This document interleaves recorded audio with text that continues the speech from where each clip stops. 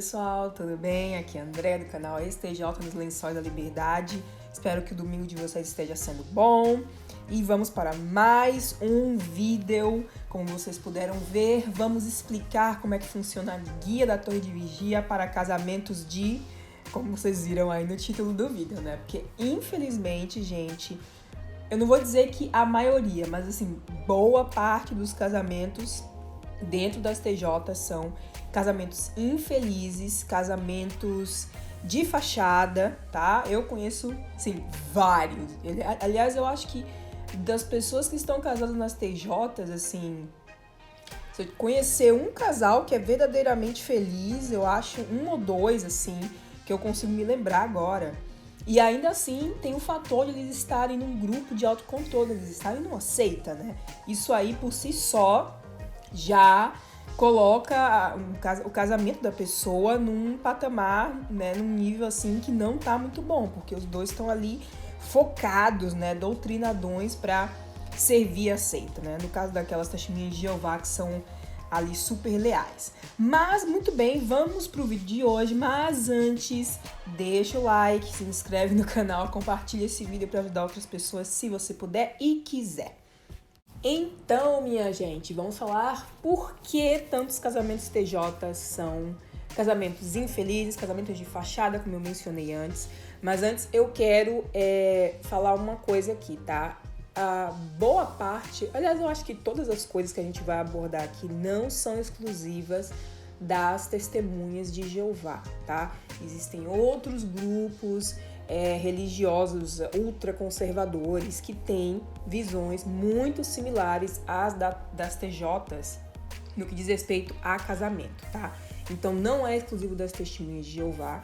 E só para ficar bem claro, eu não estou dizendo que absolutamente todas as testemunhas de Jeová casadas são infelizes, mas sim que boa parte delas são infelizes por causa da religião, por causa dessas regras que existem e dessa receita realmente para fracassar um casamento, porque se você parar para analisar, é basicamente isso.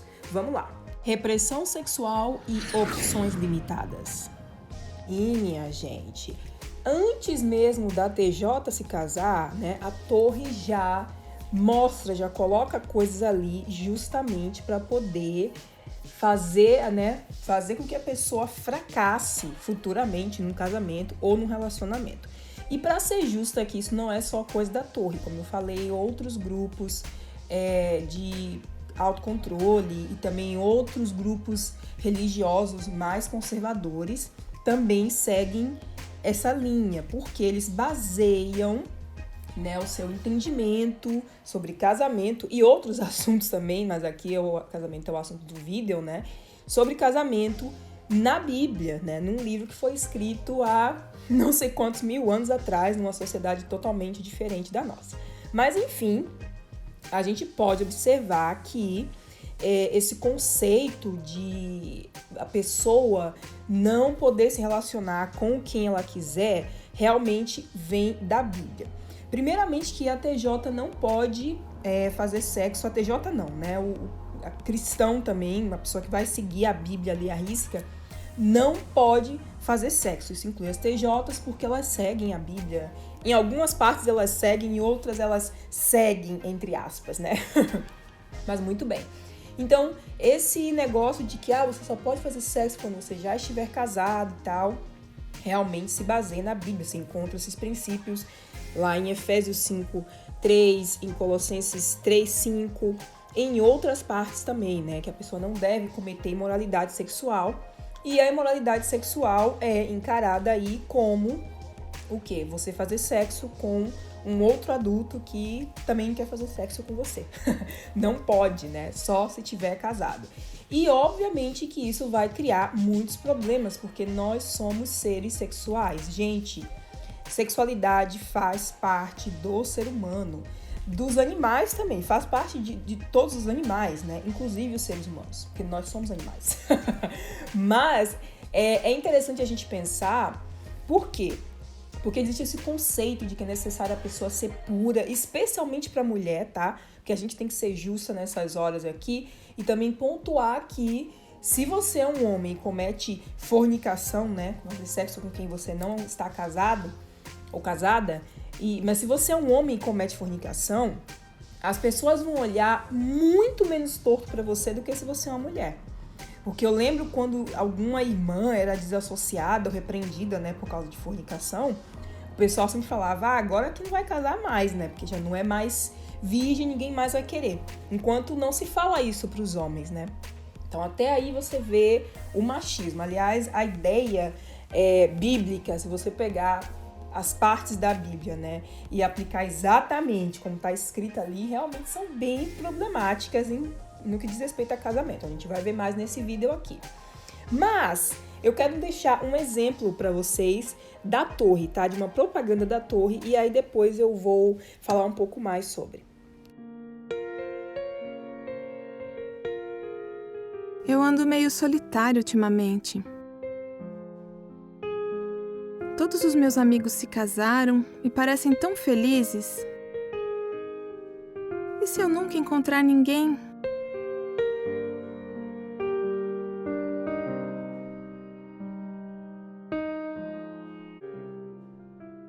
Eu amo meu trabalho.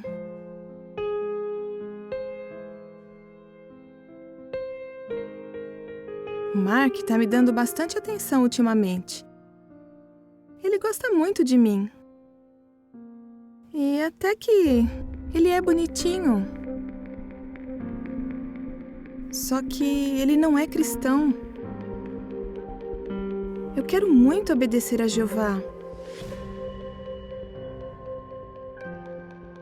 Mas não é fácil. Casar somente no Senhor. Acho que tá certo. Só que eu não conheço ninguém que realmente me interesse.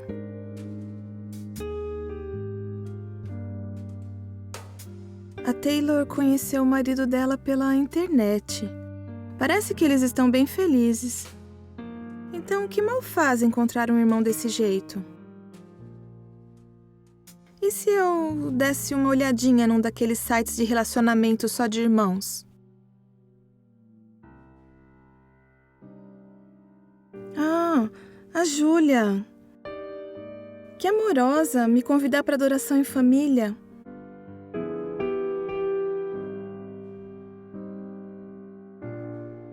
A Júlia já esteve na mesma situação que eu. Ela me entende.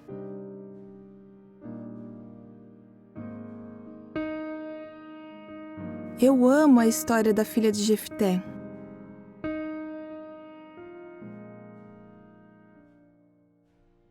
Por causa da promessa que o pai dela fez a Jeová, ela serviu no tabernáculo de Deus pelo resto da vida. Aquele estudo em família mexeu muito comigo. Se a filha de Jefté pôde agir assim, eu também posso. Isso é o que Jeová promete. Jeová não negará nada de bom aos que andam em integridade. Nem acredito que passou pela minha cabeça namorar um descrente, nem até dar uma olhada num site de relacionamento para irmãos, pondo em risco a minha integridade. Imagine no que eu poderia ter me metido. Como foi bom a Júlia ter me convidado.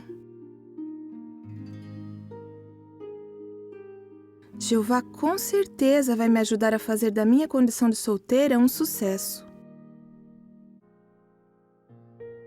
Eu amo a minha vida. Um convite! Para a escola para evangelizadores do reino. Realmente, Jeová não me negou nada de bom.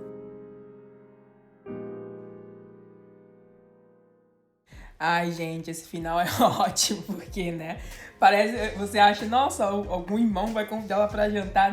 Não!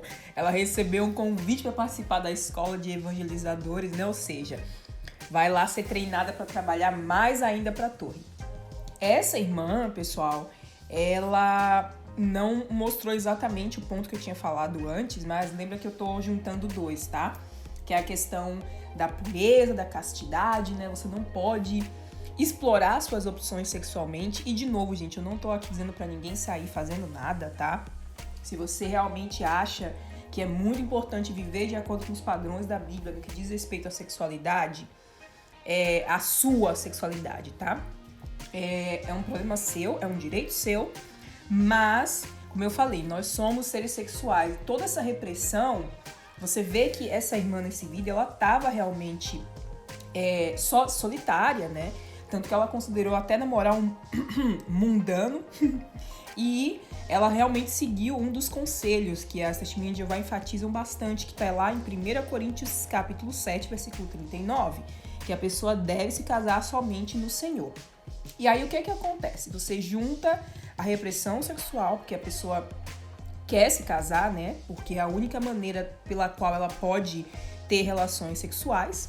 Então veja bem, só nisso você já diminui muito o objetivo desse casamento, porque se você só pode se casar, você só pode fazer sexo, se você estiver casada, então muita gente vai querer se casar só para poder fazer isso, entende? E, além de tudo, você não pode casar com quem você quiser, tem que ser uma testemunha de Jeová. E, como essa irmã, né, ela escolheu esperar, porque Jeová provavelmente vai em algum momento dar alguma coisa de bom pra ela. Até deu, né? Já deu no final aí o convite pra escola de evangelizadores. Assim, pra eles é sempre importante mostrar que o mais assim, vital de tudo é a pessoa continuar servindo a Jeová e dando o máximo pra Jeová, né? Solteira ou casada. Mas se a pessoa quer casar, então o problema dela, tem que segurar aí, minha filha. E muitas irmãs, às vezes, não se casam, tá? Eu digo irmãs porque a maioria das pessoas nas Testemunhas de Jeová são mulheres, então é até mais fácil para os homens escolherem com quem eles querem casar, mas as irmãs às vezes têm que casar com o que aparece. E aí depois vira um casamento super infeliz, não só por essas razões, mas pelos motivos que eu vou dar em seguida. Agora a gente vai falar mesmo das normas para o casamento, que já prepararam a pessoa com muita repressão sexual, já diminuiu as opções que ela tem de se casar até com alguém, sei lá, de outra igreja, por exemplo, que também serve a Deus ou ao Senhor, segue a Bíblia. Nem isso o Testemunho de Jeová pode fazer, tem que ser só com pessoas de lá. Aí agora vamos ver quais são os próximos passos para um casamento infeliz. A felicidade do casal não é o ponto principal. Sim, minha gente, quando você se casa na organização, seu objetivo principal como casado é dar honra e glória a Jeová. Então, Jeová ele é o centro do seu casamento. A sua felicidade, a felicidade do seu cônjuge realmente não é o ponto principal. Vamos ver rapidinho um vídeo aqui e vocês vão confirmar, né, com a propaganda da Toyo que eu tô falando. Eu devia ter casado. E a gente falava palavras bem duras um pro outro. A coisa mais importante para um casamento dar certo é incluir Jeová nele. E isso estava faltando. Pois é, pessoal, a coisa mais importante para um casamento dar certo é incluir Jeová nele. E, novamente, só para ficar bem claro, eu não estou aqui entrando no mérito de pessoas que são cristãs e que acham importante orar junto com seus cônjuges, né? Etc. Eu não estou entrando nesse mérito. Só que a gente tem que lembrar que quando a gente está falando de um grupo de autocontrole como as Testemunhas de Jeová, eles levam isso a um extremo, no qual não importa qual seja a sua situação dentro de um casamento, você tem que continuar ali, porque é um casamento que vai dar honra e glória a Deus, né? Ou a Jeová, como eles querem dizer.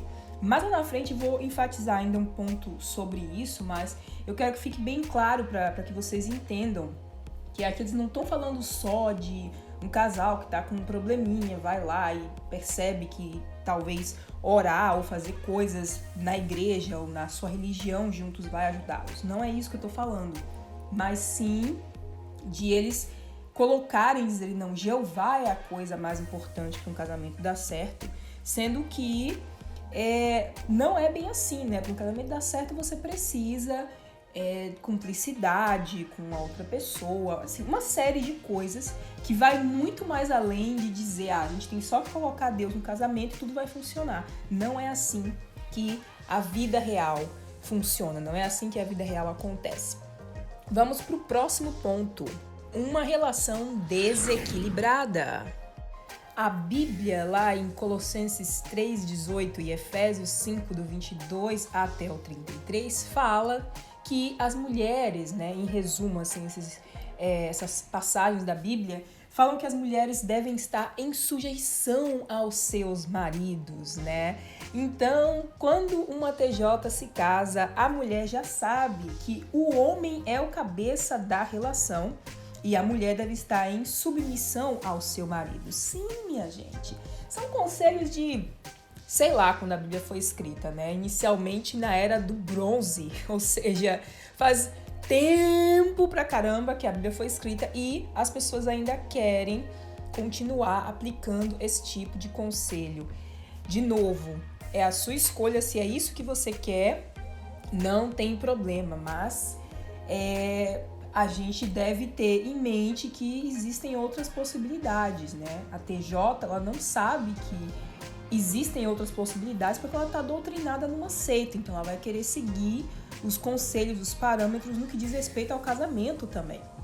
Então veja bem, de acordo com esses dois versículos, se o homem é o cabeça e a mulher tem que estar submissa, é uma relação de desequilíbrio. O homem tem mais poder naquele relacionamento do que a mulher. Mesmo que eles venham com essa conversa de que, não, são partes iguais, assim como o corpo, a cabeça precisa do corpo para poder funcionar, etc, etc.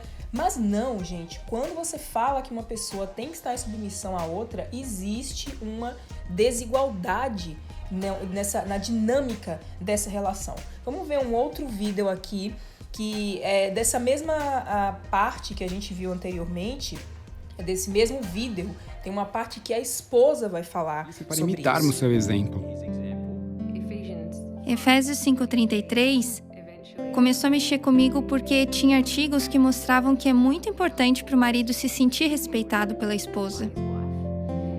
Acho que eu nunca tinha entendido isso. Para mim era só uma obrigação. Ele é o cabeça e a esposa tem que respeitar o marido.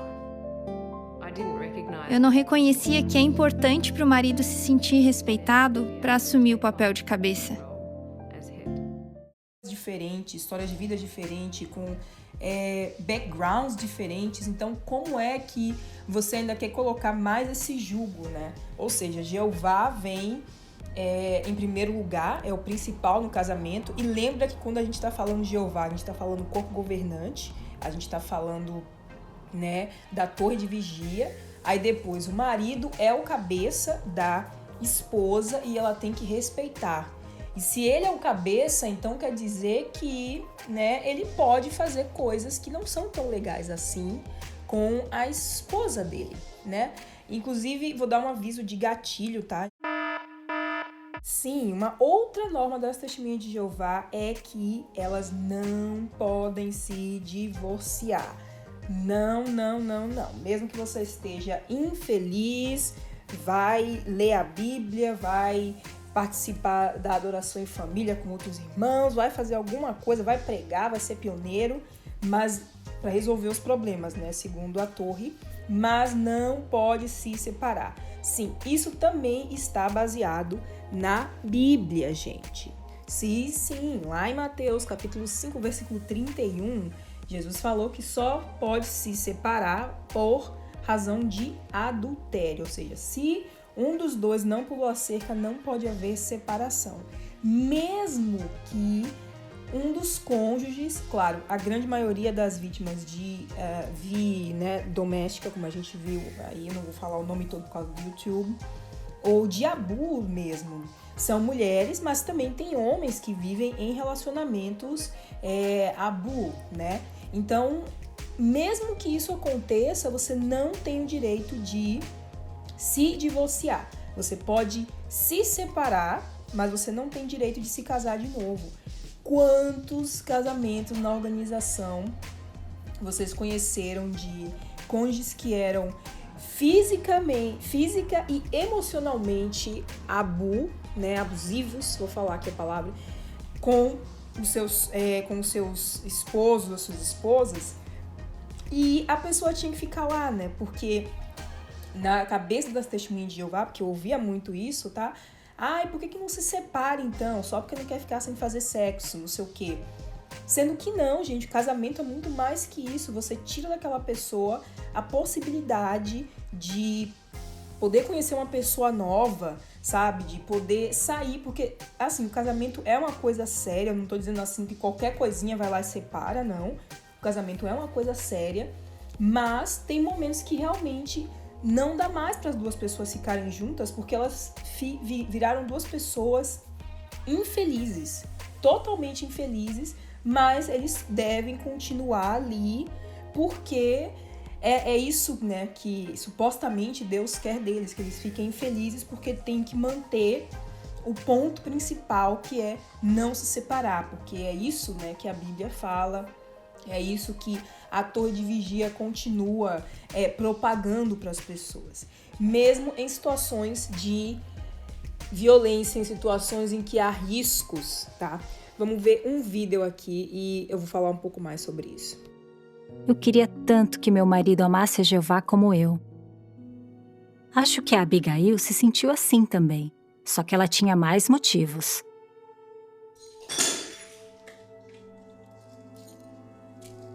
O marido dela era agressivo e bebia muito, e todo mundo na casa dele odiava ele.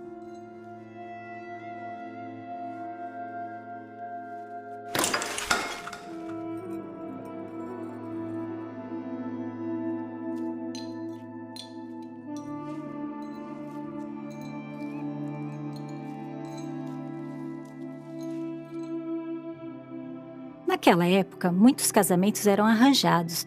Por isso, Abigail não tinha muito controle sobre a situação.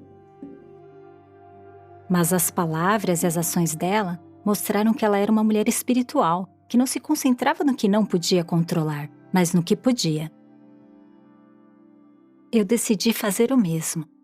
Eu meditei nas palavras de Jesus em Mateus 19:6. O que Deus pôs sob o mesmo jugo, o homem não deve separar. Para Jeová, o casamento é para sempre. Até meu casamento com uma pessoa que não serve a Jeová. Então, em vez de ficar pensando em mudar meu marido ou meu casamento, eu procurei mudar a mim mesma. Olha que conselho maravilhoso, né? Tá com a história da Abigail, que tá lá em 1 Samuel capítulo 25. Ela era casada com Nabal, que era um homem terrível. Foi descrito lá como um homem muito ruim, um homem violento e tal. E, né, ela ainda tinha que ser submissa. Claro que a torre não vai simplesmente dizer, olha, se o seu marido ou sua esposa, né, é abusivo com você, você tem que continuar. Eles não dizem isso diretamente, mas eles mostram o exemplo da Abigail, que suportou essas coisas. Inclusive, eles têm aquela ideia de que se o seu marido não é cristão, como é o caso dela, né, o marido dela não é testemunha de Jeová, você tem que ser um super exemplo, porque aí ele vai ser ganho, você vai ganhar ele, perdão, você vai ganhar o seu marido através das suas ações. Isso inclui ficar com uma pessoa que está te fazendo mal. Tem até relatos em revistas deles de mulheres que antes de serem testemunhas de Jeová estavam num relacionamento e o homem era, né, um bostinha, vamos dizer assim, para ser leve. E aí, quando eles começaram a estudar a Bíblia, esse homem que fazia coisas terríveis com essa mulher, agora ele mudou e não sei o quê. Ou seja, né, eles sempre usam esse argumento do, mulher, você é estudante, ou no caso dela já é da irmã nesse vídeo, né, já é batizada e tal, mas você tem que ser exemplo. Eles dizem isso para os estudantes também, você tem que ser exemplo e, quem sabe, né, o seu marido não se torna também uma testemunha de Jeová por causa do seu exemplo. Então, esses são só alguns pontos, pessoal. Tem muito mais pontos aí para se falar do porquê os casamentos das TJs, a maioria deles, né, são tão problemáticos.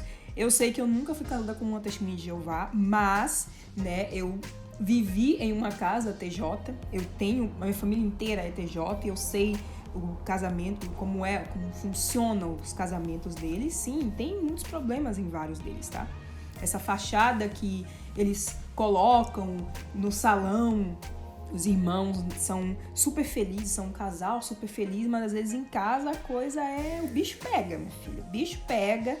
E eu vou terminar, gente, o vídeo com algumas experiências. Eu perguntei lá no grupo do Facebook pro pessoal me mandar algumas experiências de casais TJs que eles conhecem e eu vou compartilhar com vocês algumas delas, tá? A primeira história, gente, essa pessoa relata sobre os pais dela. Ela disse que eles viviam um casamento, ficaram casados por 30 anos, mas em 2016 ele conheceu outra mulher e manteve tudo no sigilo até 2020. Aí, bom, né, ele se separou da mãe dela, marcou um casamento novo, inclusive, já com essa outra moça, com essa outra pessoa que ele conheceu. Ele disse que a mãe dela que a mãe dela tentou dar fim ao próprio sofrimento e o pai simplesmente não fez nada, deixou ela lá, coitada, passando por aquela situação. E simplesmente ele tirou tudo da mãe dela, tá? E ele está casado atualmente com essa outra pessoa, né, com a qual ele traiu a esposa dele. E na frente da congregação eles parecem um casal perfeito, mas ela disse que o pai dela trata essa mulher muito mal, que inclusive oferece ela até para outros homens. Olha que absurdo, que machista, assim, como se a mulher fosse dele para ele oferecer. Mas ela falou, né, que eles fogem dela como o diabo foge da cruz, porque ela já falou que vai expor eles diante da congregação. Então você imagina, o cara trai a mulher, casa de novo, trata a nova esposa horrivelmente e ainda continua lá dentro se fazendo de santos, né? Os dois, porque a atual esposa dele também chegou a trair, né? Claro, ele trata ela que nem lixo, obviamente que isso ia acontecer, mas na congregação os dois parecem ser, assim, um casalzinho perfeito. Uma outra aqui, a pessoa fala que o próprio casamento dela foi horrível, que era um casamento de fachada, e ela dá ainda um outro exemplo de uma congregação da qual ela fez parte, que um ancião, que já estava chegando aos 30, ficou doido para casar, e ele começou a namorar com várias meninas, várias irmãs, né? Até mesmo namorando com 2 ao mesmo tempo, ela contou aqui. Vai saber como é que ele fez isso, talvez uma de uma congregação, outra de outra, mas até como eu falei, né, tem muito mais mulher na organização do que homens, então, pelo menos no Brasil essa é a realidade, então eles aproveitam para poder fazer o que eles querem, inclusive magoar as irmãs, porque sabe que elas querem casar, né, a grande maioria. Mas enfim, ele finalmente casou com uma que era pioneira, ou seja, uma pessoa muito especial. Mas aí eles começaram a se estranhar, e diz que essa pioneira até puxava faca para ele, que era muita briga, e no salão os dois com o maior amor, ele ficava às vezes na caixa de som, eu não sei como é que chama, como é que fala em outras partes, mas aquele irmão que controla o som, que coloca o cântico, etc, etc, e ela vai lá e fica perto dele, dão as mãos para orar junto, mas em casa o couro comendo. Ele diz que só sabe disso porque o ex-marido dela era coordenador da congregação. E era ele que ia lá para acalmar, para separar a briga desses dois. Mais um casamento aí bem fachadinha, né? Mas eles preferem simplesmente continuar dizendo, fazendo de conta, né? Que eles realmente acreditam naquela fachada de casamento feliz. E o último caso, gente, uma pessoa relatou que existiam 2 casais que eram muito amigos, tá? E não deu outra. A esposa de um deles acabou traindo o cara com o outro. Aí depois eles 2 se casaram e a esposa traída do outro casal se casou com o marido dessa que traiu o cara, entendeu? Eram 2 casais, um acabou traindo com a mulher do outro e depois os 2 se casaram. Os que foram traídos se casaram e os que traíram se casaram. Então, imagina só, gente.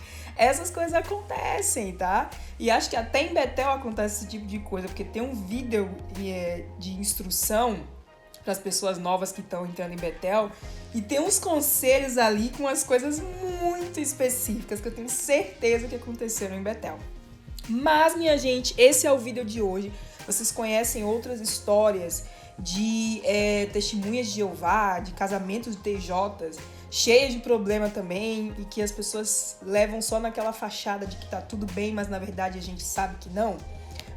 Tá bom, se você tem, coloca aí nos comentários. Muito obrigada por assistir esse vídeo até aqui. Até o próximo. Beijos e tchau, tchau!